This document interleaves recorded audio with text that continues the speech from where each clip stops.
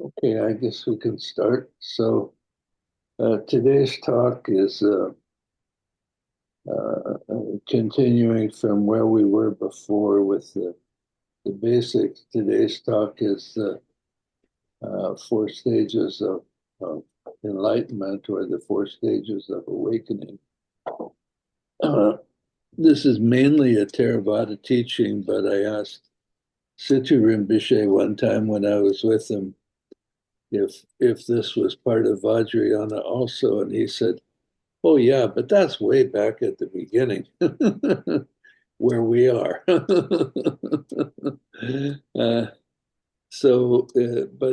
but it's taught extensively in Theravada Buddhism. When the Buddha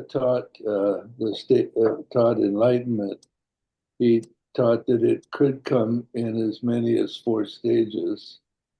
It can come in just all at once too, or you can have two of the stages or three of the stages.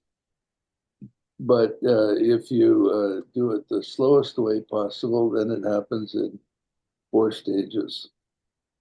And those four stages are what's called stream entry, once returner, non-returner, and arhat.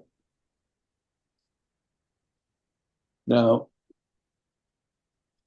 uh, the Buddha taught, when he taught this, he taught that there are 10 things that bind us to samsaric existence. He called them fetters.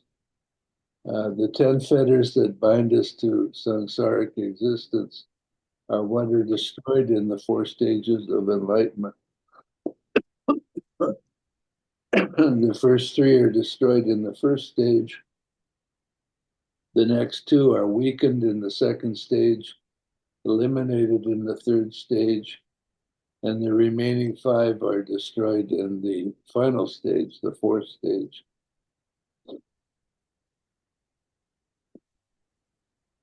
So the 10 fetters, the first three fetters that bind us to samsaric existence are belief in a permanent self, belief in ritual, and skeptical doubt.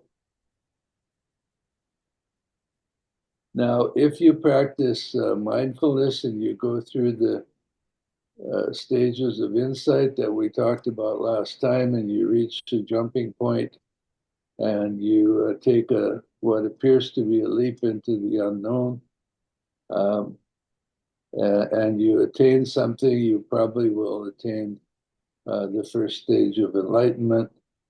And so, belief in a permanent self, belief that ritual does more than it does, and skeptical doubt go away. Now, this is widely misunderstood by people who haven't been there. Uh, for example, uh, after the first stage of enlightenment, you still feel pretty much like you did before. You still think of yourself as a self.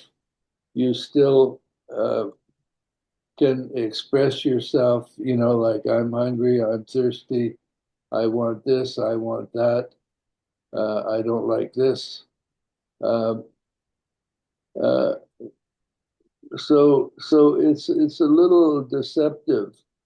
Uh, if you go to Theravada teaching, they will tell you that you give up the ability, you give up believing in a self, but it's more subtle than that. Uh, the second one is belief that ritual does more than it does. So in ancient times, people would believe that if they did a ritual in the spring to the goddess of good crops, then they would have good crops and everybody would be well fed and so on. Ritual does something, but it doesn't do what people often believe that it does.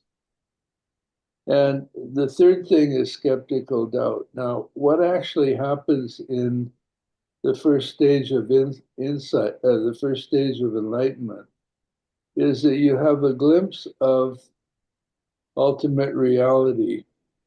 beyond the senses. You don't see it through your eyes. You don't smell it. You don't taste it. You don't touch it. It's some perception from beyond the senses. And in that momentary vision of ultimate reality, there is no self. It's ultimate reality is a great oneness without anything divided into two separate things. And so when you have that momentary glimpse and you trust that glimpse, then you have seen absolutely for sure that in that vision of ultimate reality, there are no individual selves, including yours. But one does not when one has that glimpse of ultimate reality, one does not say, one does not translate it into concepts. One does not say, aha, I saw there was a great oneness and there was no self. One would not do that. Uh, one simply has the glimpse, and then you move on to the next stage, which is bliss. And uh, so, in somewhere deep in your being, there is the knowledge that there is no separated individuality, not just no self for you, but there's no self for anybody. Uh, so that's somewhere deep in your being, but you will probably not be inclined to translate that into words and concepts because those are of no interest at this time. When you go through the stages of insight and you reach the point where this first stage of enlightenment happens, you are not at that point interested at all in words and concepts. So you would not say to yourself, aha, now I know there's no self. That would not happen. Similarly, you would not say to yourself, aha, now I know that ritual is limited in what it does. It does something, but it doesn't do what people think it does. You're beyond words and concepts for a little while at that time. But that belief is said to disappear in the first stage of enlightenment. Now, the third one is skeptical doubt, and this is the one I have heard Theravada teachings where they say after the first stage of enlightenment, you will not doubt anything anymore. And that's absolutely, totally, completely wrong. Uh, you may after the first stage of enlightenment doubt that your favorite sports team will win the championship this year. You may doubt that you will have enough money for retirement. You may doubt that even though the path seems to be wonderful, you may doubt that you have the ability to do everything that's required. You may doubt that maybe you want to follow the path, but it seems too hard. Maybe it's not the right time for you. You can doubt that it's the right time for you. The only thing that I believe you will never doubt is that momentary glimpse of ultimate reality. That's what you don't doubt. So you're free to doubt everything else. You know, you can uh, have doubts that maybe your teacher doesn't know as much as he's supposed to, or you can have doubts about all kinds of things. But the one thing you probably won't doubt is that momentary glimpse of reality, because it's quite profound.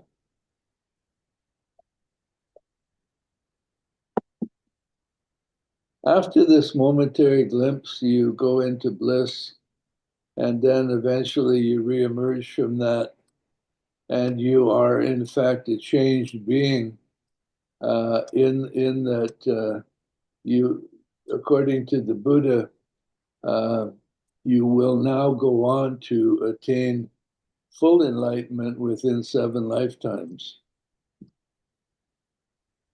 But that change will not be apparent to you at all because you have not done anything about your fundamental negativities. You have not abandoned a single desire. You have not abandoned a single aversion. You have not abandoned pride. You have not abandoned envy. You have not abandoned all of your negativities are still there. You have not abandoned a single one of them. So life seems pretty much the same after the first stage of enlightenment. And the changes that have happened to you are subtle, very subtle. One change that happens to you that I always used to wonder why, if you attain the first stage of enlightenment, why the Buddha said it's certain that you will attain full enlightenment within 7 lifetimes. And I always wondered, how is that so? What is the mechanism of that? What has happened to you that will now assure you full enlightenment in 7 lifetimes? And my conclusion after looking into it quite deeply over a long period of time is that what happens at the first stage of enlightenment is that a weak stream of mindfulness that is always there is created. And it's that mindfulness that will lead you to full enlightenment within 7 lifetimes. So after the first stage of enlightenment, you continue practicing mindfulness. And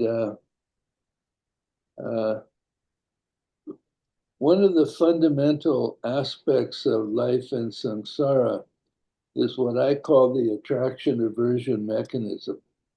We have a deep, deep, deep belief from beginningless time that if we get all of the things that we think we want and need, and we get rid of all of the things that we don't like and don't want to be around or that we have aversion to, that we'll somehow have it made.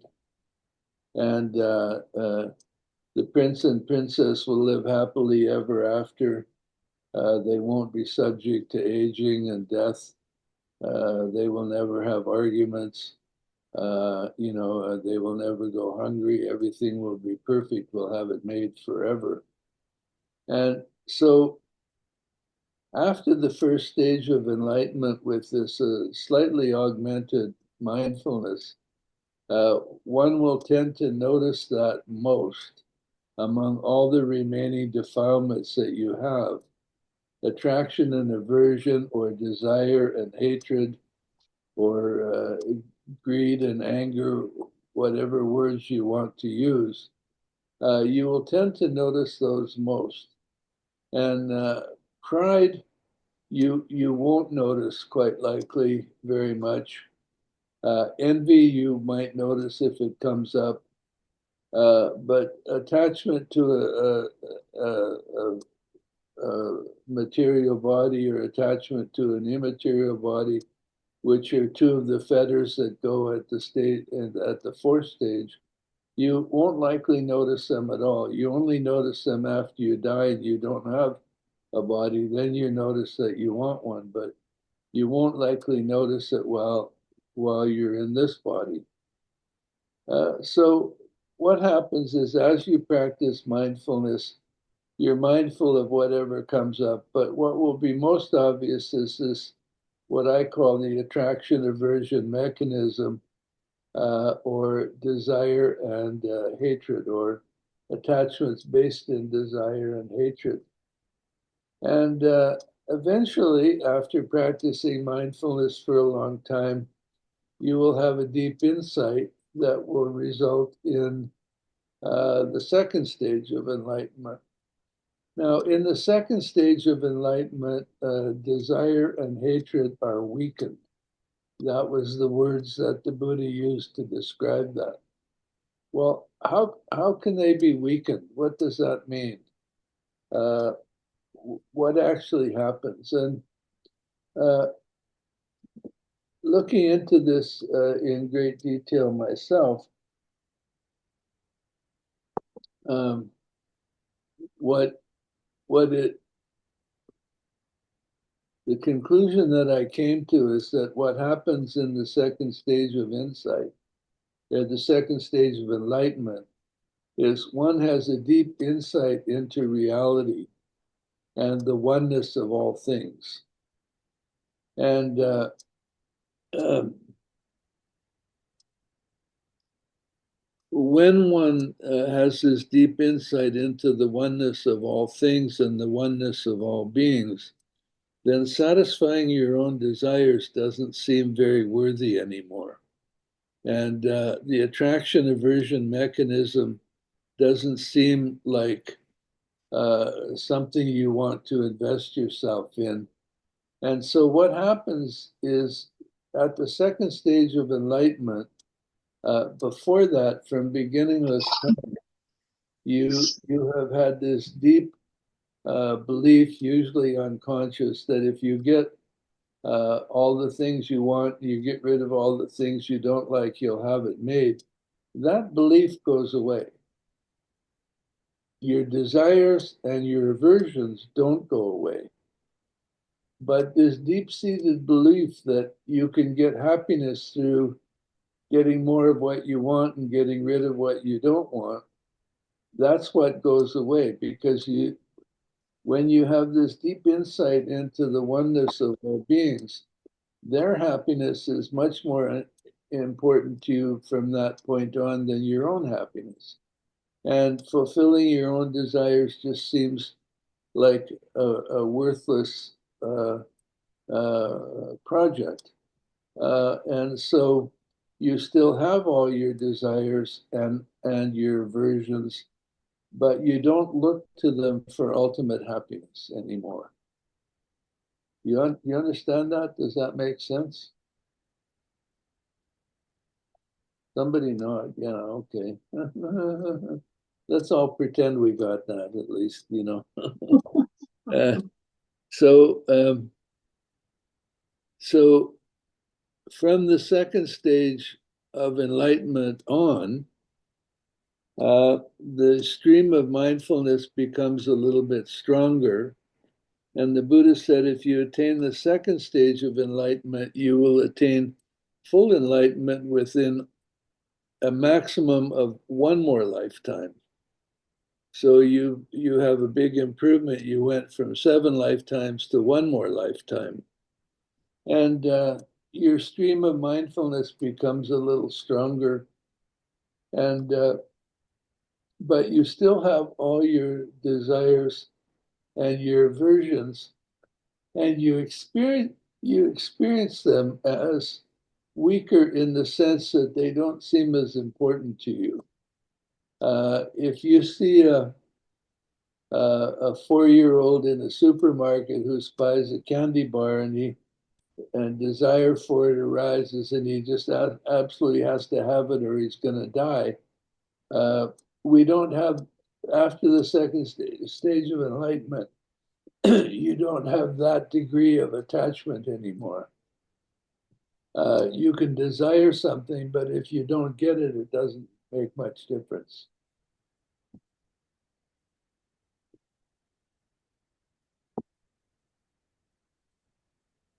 Uh, the other thing that, well, so that's what happens with desire. With aversion, uh, before the second stage of enlightenment, if you go into full-blown hatred, you can feel it all through your body. And if you're sharp and you're mindful, you will notice that it takes sometimes 2 or 3 days for the effects of that hatred to completely go away.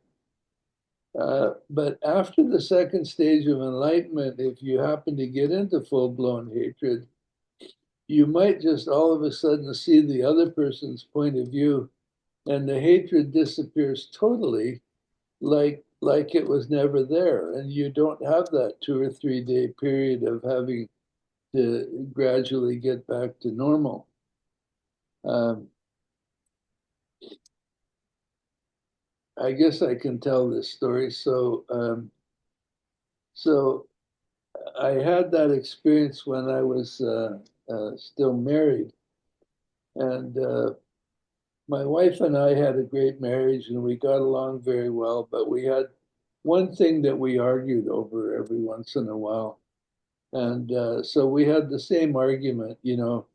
Every few weeks we'd have the same argument, and it never resolved. And so sometime so what would happen is during that argument I would get a bit angry, and then I would have to deal with the aftermath of that after we stopped the argument.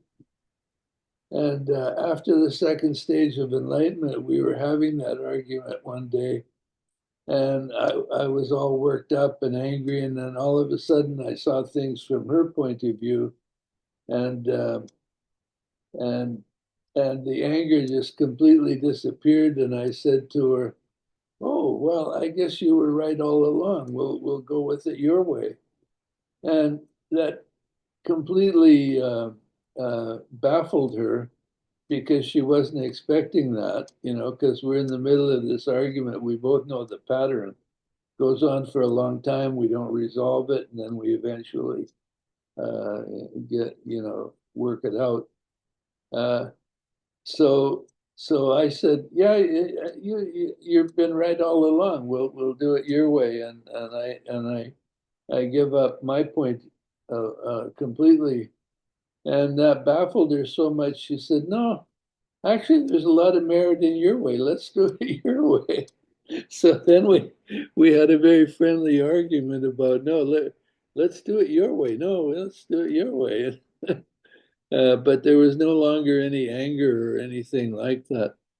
So in a sense, in your experience of anger and hatred and desire and so on after the second stage of enlightenment, you subjectively they are weaker. They just don't have as much of a hold on you as they had before. And then your stream of mindfulness becomes a little stronger. And this is an effortless stream. It's there all the time, whether you pay attention to it or not. And so then what happens is um, you start to have uh, spontaneous periods of peace. Now, this is very important because ultimately the um, uh, the quest for enlightenment is the quest for peace. Uh, when we're young and we're just exploring life, we want excitement, we want things to happen, and we're not interested in peace at all. No teenager wants, when school lets out on Friday, wants to go home and simply spend the weekend at peace in their room with absolutely nothing happening until Monday when they go back to school. They don't want that. They want things that are exciting, that are interesting, that are fun, all of those things. And when we seek enlightenment, we may not realize it, but what we want is the peace that is beyond suffering. If you're attached to excitement and fun and desire and all those things, you're basically caught up in the cause of suffering, and so you will suffer if you have those attachments. And as you progress on the path, you gradually discover that the opposite of suffering is peace, and peace becomes the quest. But once we discover that peace is the object, it's our quest is a bit phony at that time because we want peace, but we don't want it right now. We want to have some fun first, and then have peace, when we're old or something. So uh, So it's between the second and third stage of enlightenment that this quest for peace and the benefit of peace becomes more obvious. And so between the second and third stage of enlightenment, we will have spontaneous periods of peace which feel really, really good. And these periods of peace will be broken by the arising of a desire or the arising of an aversion. So you will be completely at peace. You're not looking to the future for anything. The past is not important at that time. You're just in this great state of peace and it feels really good. Frequently, there'll be some bliss there. And then all of a sudden, a desire or an aversion will arise, and your peace is shattered instantly.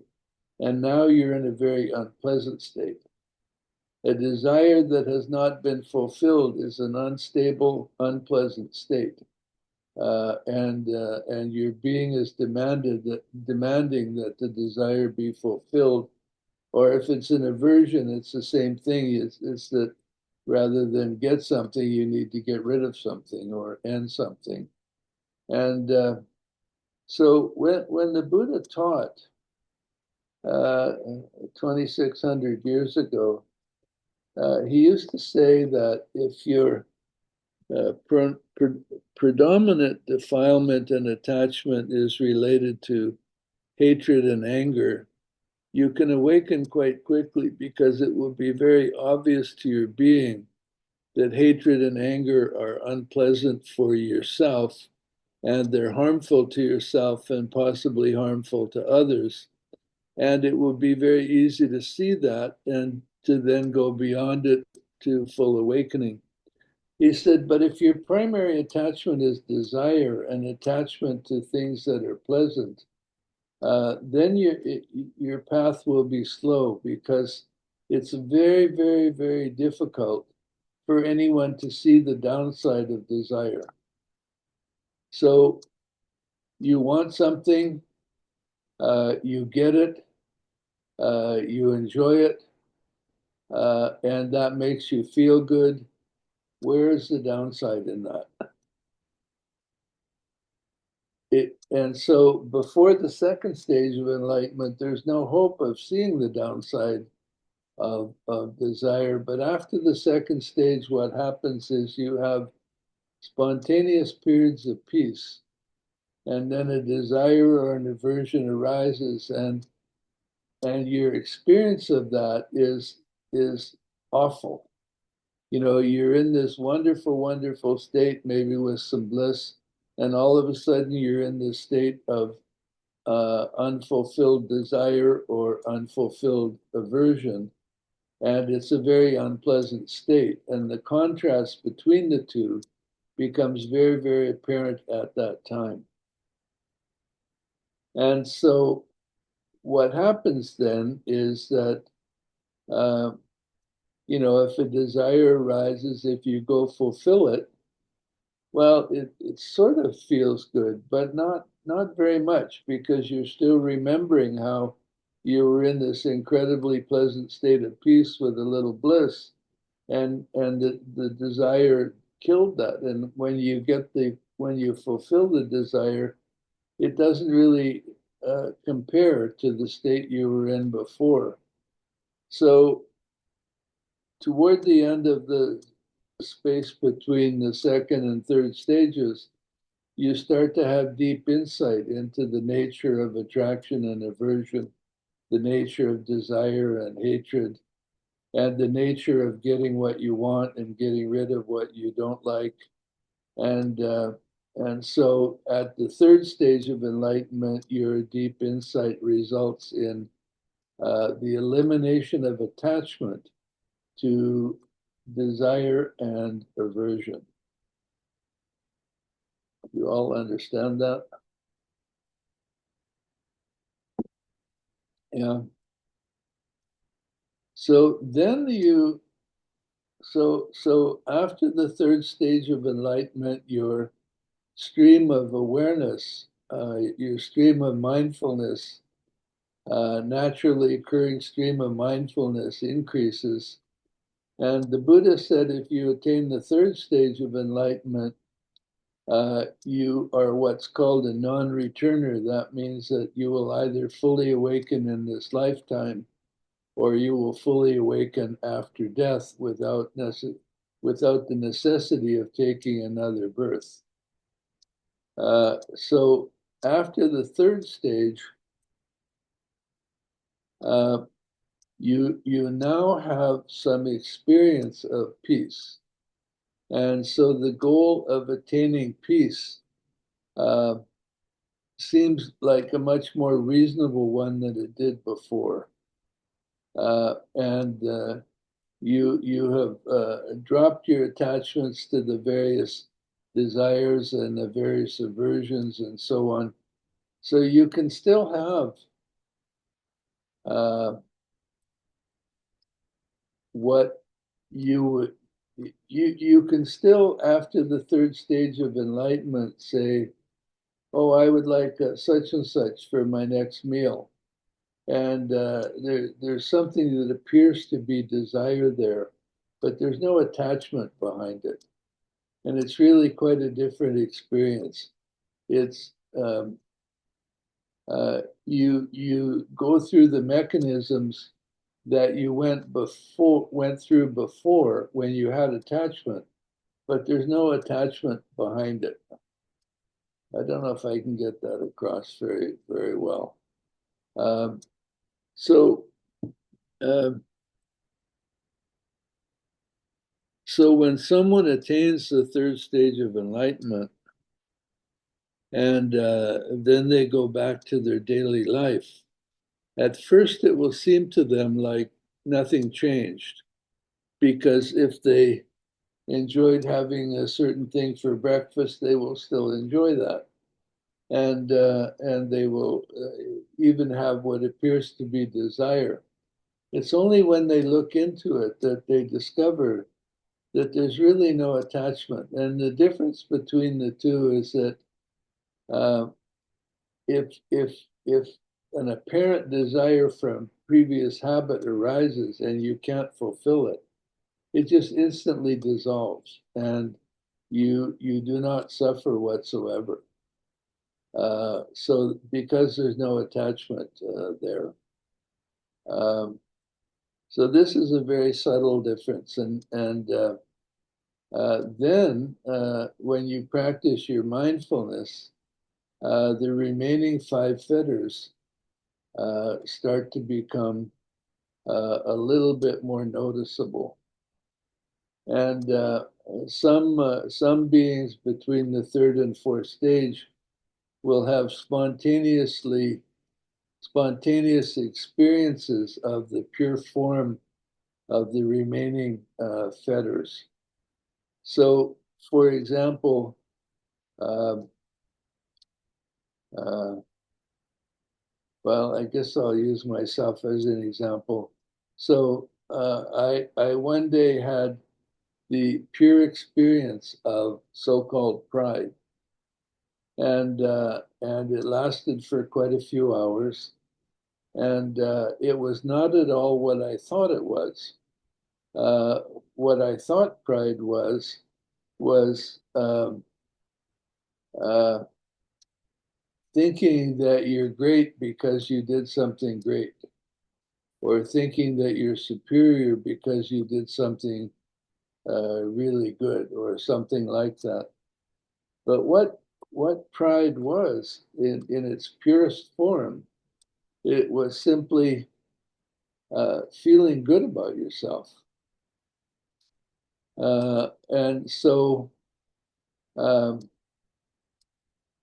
so for example, you're at a street corner and there's an old person there and you help them across the street and then you feel good. That actually is pride. Pride in its purest form is just feeling good about yourself. And the paradox is that as we're growing up, we need to be taught to be proud of ourselves, to feel good about ourselves.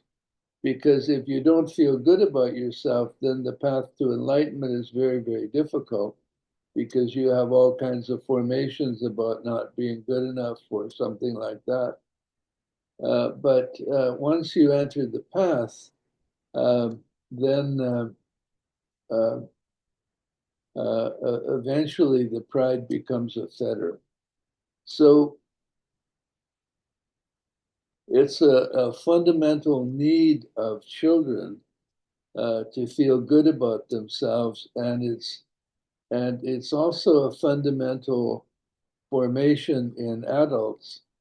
Nobody likes to feel uh, bad about themselves, that they're not good enough, or they don't have enough of this or that or whatever. And uh, then when people are less than perfect, they find some way to rationalize. Well, I'm not perfect, but at least I'm really good at this, or at least I'm a really good person, or at least I have a good heart, or whatever it is. They rationalize that away. Um, uh, so so so one starts to notice this between the third and fourth stages. Another one of the 10 fetters. Well, now there's 5 fetters that have gone already after after the third stage, and there's 5 to go. So one is pride, one is um, one is restlessness, one is attachment to a material body, one is attachment to an immaterial body, and one is fundamental ignorance, not seeing reality as it is. So, so Namdak Rinpoche used to always find it hilarious that you've completely given up desire and aversion, and yet you still have pride. And he would mention that, and then he would laugh and laugh and laugh and laugh. You know, uh, I'm not quite sure why that's so funny, but anyhow, he thought it was very funny. Um, Restlessness is uh, something to understand, and uh,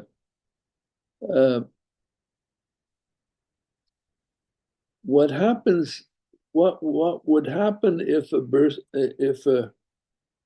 person does not have restlessness, is that there would be very little impulse to go and find interesting things, do interesting things, have some excitement in life, have some fun in life. Restlessness is our intrinsic or instinctive formation that stimulates us to try to get more of what we want and avoid more of what we don't like. Restlessness is what drives the attraction aversion mechanism. So we've got rid of the attraction aversion mechanism, but we still have the driver behind it, which is restlessness. Restlessness means that if you're a student and you go to school Monday to Friday and you come home on Friday night, restlessness is what makes you get up off the couch and go find something to do. Go find something that's fun. Go find something that's interesting. Uh, Go find, even if it's sort of stressful or negative, that's not so important. So restlessness um, uh, is one of the final fetters to go. Now, when I was uh, uh,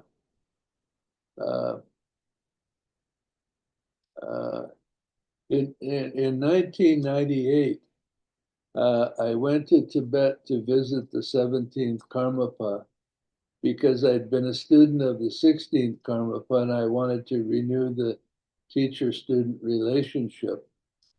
And when I went there to see him, I got a private interview with him for almost an hour, and he was 13 years old.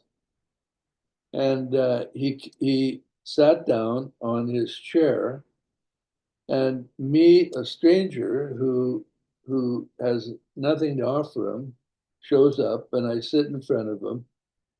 And for the entire interview, which was about 45 minutes, I guess, in the end, he gave me perfect attention for the whole 45 minutes.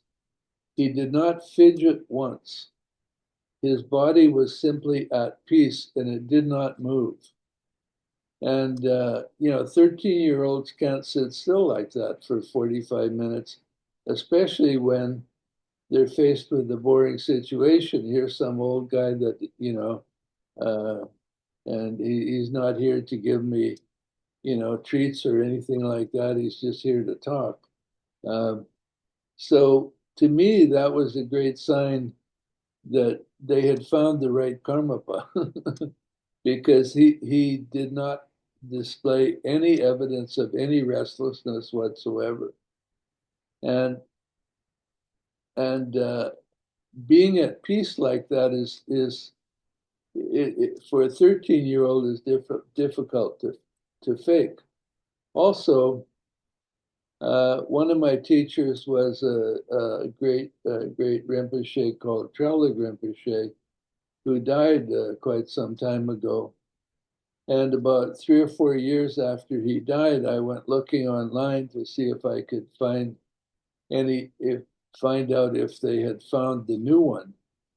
And I found a video, and he had been found in Tibet. And when he was about 2, they took him to his monastery to install him. And the people in the area were so happy because most of the high Tibetan Lamas have left. And now here they had Traulig Rinpoche back, and he was being installed in his monastery. So as they drove him to the monastery, the road was lined with people on both sides for about 10 miles. So the car carrying Traulig Rinpoche went very slow, and he waved at the people and so on. And when they got to the monastery, they put him up on his high seat in the shrine room. And then an endless stream of people came in to get his blessing, the people who'd been on the road. And so what you saw in this video was a 2-year-old sitting on a throne, holding a mala, and every single person that came in, he looked him in the eye, touched him on the head with the mala, and gave him a blessing. And this went on for 4 hours. And he did not display any signs of restlessness during those 4 hours. I've since looked for the video, but I think the Chinese took it down and it's not available anymore. But uh,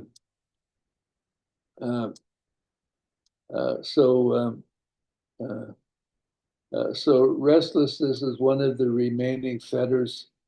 Attachment to a material body. There are 2 kinds of bodies in the world. One is a material body like we have right now. It's actually made out of something. There are the Dewa realms and so on where they don't have a material body. They have an immaterial body. It's not really made of anything. It doesn't require the maintenance that a material body has. And so 2 of the fetters then that remain are attachment to a material body, attachment to an immaterial body. And you won't notice those fetters while you're still alive in this body. But if you die, I don't know if any of you are planning to die, but if you die, at some point you might notice after you're dead that you don't have a body. And then this attachment to a material body or an immaterial body will manifest. So those are 4 of the 5 fetters: pride, restlessness, and attachment to the 2 kinds of bodies. And the 5th one and the last to go is fundamental ignorance or delusion, which is not seeing reality as it is. So between the 3rd and the 4th and final stage of insight, your mindfulness generates many, many insights, deep insights into how reality actually is.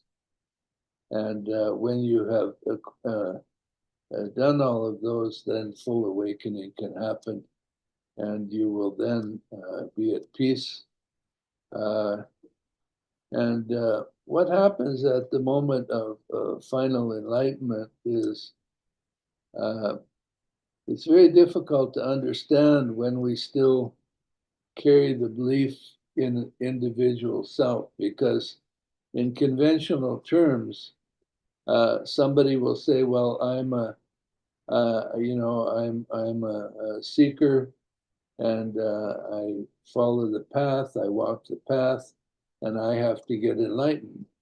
And then enlightenment happens, I am enlightened. But that doesn't take into account that there's no self. There's no self for you, there's no self for anybody else. And so if you try to explain enlightenment in no self terms, there's two basic ways to do it. One is that all of the things that you identify with as yourself, like your body and your mind, but also your history, your attainments, your qualities, all of those things, all of those through insight are seen to be false and temporary, and they fall away. And when everything about you that is not really you falls away, what's left is called an enlightened being. But they're not a being. It's just enlightenment is there, but there's no being in that enlightenment. I don't know if you can get that. It's very hard to understand. Another way to express it is that um, Tsulupa in the Song of Mahamudra says one should rely on a guru. When you receive the guru's blessing, emancipation is at hand. So traditionally in Christianity, when someone like Saint Francis of Assisi attained what we would call enlightenment, it was viewed as he had somehow received God's grace. So from a non-self point of view, enlightenment can be viewed as if your guru gives you their blessing, which is a transmission of ultimate reality, and you receive that and you awaken.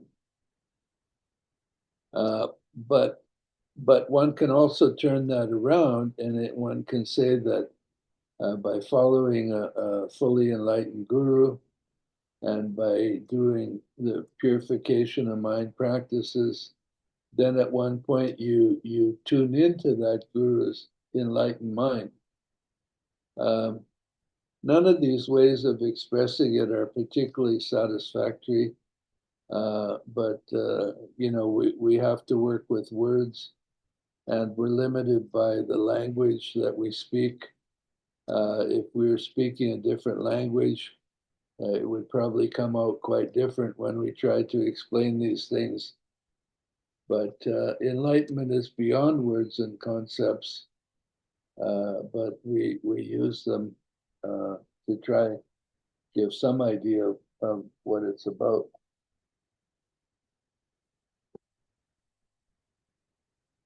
Tilopa was talking about attaining Mahamudra as an equivalent of enlightenment, and he said, and he was teaching Naropa, and he said, Mahamudra, Mahamudra is beyond words and concepts, but for your Naropa, earnest and true, must this be said.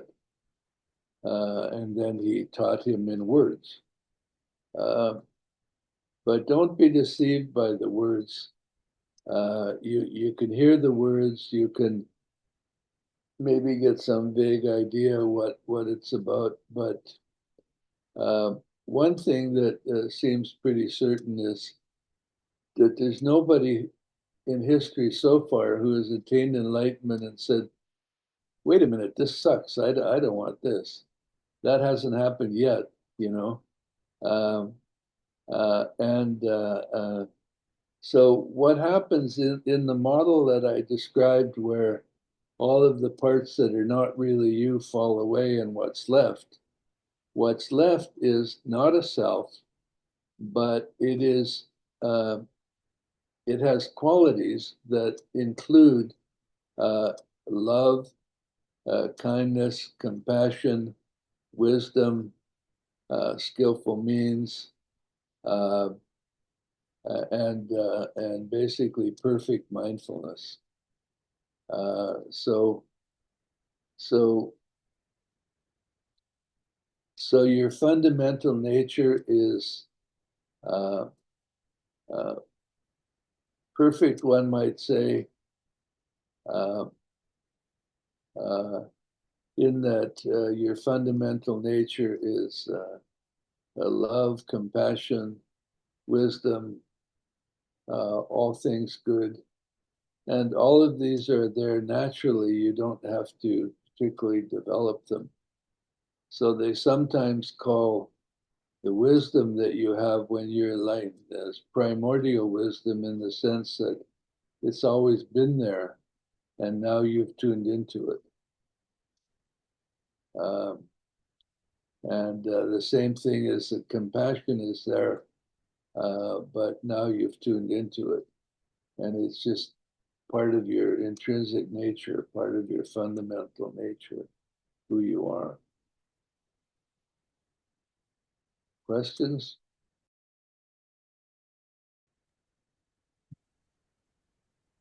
Lama Sid, this is Barbara speaking. I'm just wondering, sometimes you hear of certain individuals that you believe or are have reached at enlightenment, but is there any way, but then sometimes they behave in a way that is very disrespectful of other people. Is there any way that you kind of slip back down, that you lose your enlightenment in a way? It's possible to lose it, yeah. Uh, but if somebody who is claiming to be enlightened is disrespectful of others, that usually is a sign that they're not fully enlightened, because that's one of the things that goes away, and it mostly goes away at the second stage of enlightenment. You know, um, uh, uh, what happens in the second stage of enlightenment is that you see absolutely for sure that there is no suffering in the universe that is not connected to you, and that there's no suffering in the universe that is not your responsibility. And so from that moment on, you view other beings completely different. They seem relatively perfect as they are, and their flaws or deficiencies or delusions seem like pleasant decoration of their being. And it's not possible after that to think negatively of others, or to want to criticize others, or to put down others, or whatever, because they're relatively perfect as they are. It's not possible to criticize them. So so that always surprises me when various kinds of teachers and so on criticize others or put down others and so on. I remember one time I was in India, and a guy was with one of the Indian gurus, and he decided to leave. And before he left, the guru completely criticized him and trashed him and called him worthless and all of that sort of stuff, and criticized wherever he was going to go and all that sort of stuff. And to me, that struck me as, well, that's not a real teacher. That's somebody playing the role of a teacher without the realization. So, but I don't want to criticize that either. That that as Papaji said, the world is full of false seekers, and each one of them needs a false teacher. Uh, so I'm not intending this as criticism of false teachers, but uh, don't sign over your house to them either.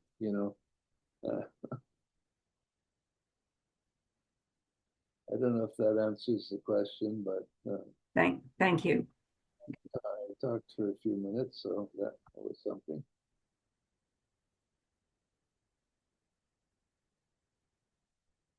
Any last questions before we wind up?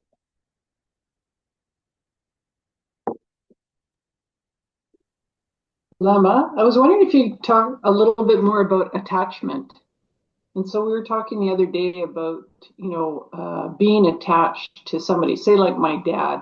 I'm attached to him, and because of that attachment, I want to help him. Yeah. What compels people to be helpful if you're not attached? So this idea that we're going down this path of non-attachment, but isn't attachment what compels us to be helpful, to be compassionate?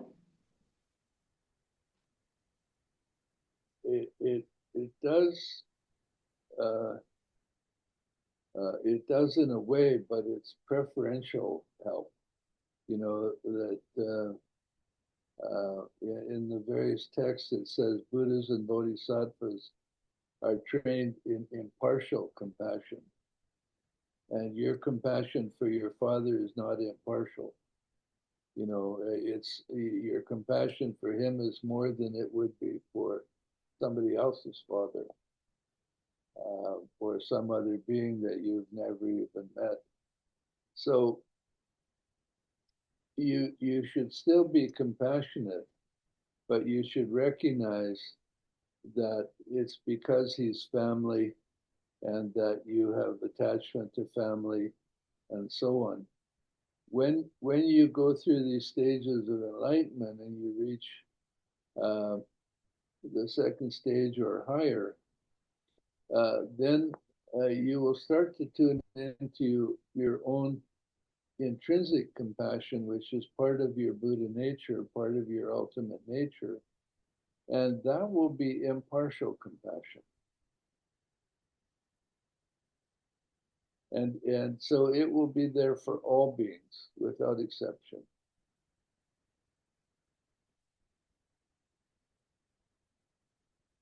But when we still have attachments, we have to live with them.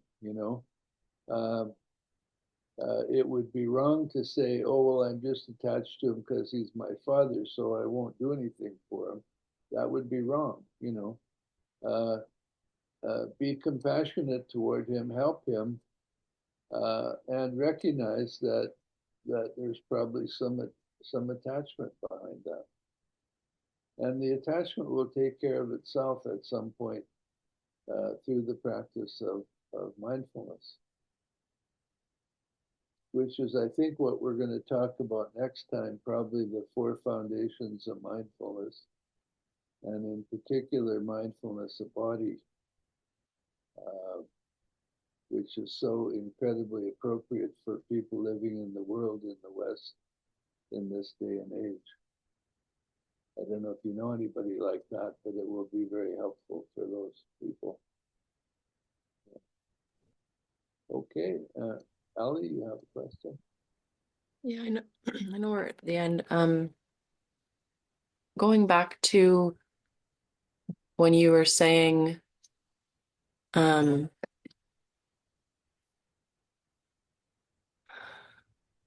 I think we were talking about pride or like just the feeling of like, oh, I did something good and like kind of feeling good about that.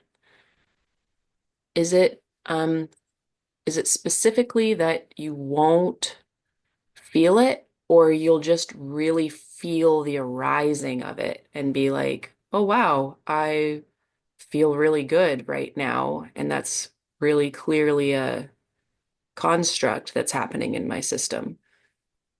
Will you be able to witness it, or will it just be gone and you won't get it at all? What happens in these higher stages of the path is that we gradually, through insight, end the process of uh, judging how we're doing by what others think of us. And something wells up from deep within us that includes happiness, includes feeling really, really, really good about yourself. But it's not caused by any particular achievement or any particular thing. So by the time you reach the Arhat stage of enlightenment, you absolutely, your entire being knows absolutely for sure that you're okay, and it's unshakable. It's that being okay will never go away. So if you accidentally do something good, what difference does that make? You know, Mm. you absolutely already know from deep, deep, deep inside of you, and every cell in your being knows that you're okay. Uh, you're not just okay, you're wonderful. You know. Mm. Uh, uh, so after full enlightenment, when you do something good, nothing arises the equivalent to what we're talking about. You know, it's just there's just no need for it. Thank you.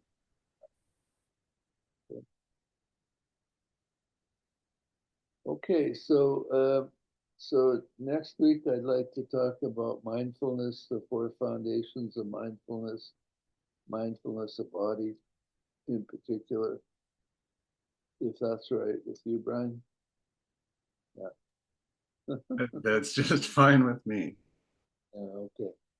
Good. Well, thank you all for coming. Let's dedicate any merit up to now and from all sources and times to each and every being, that each without exception attain the ultimate for themselves.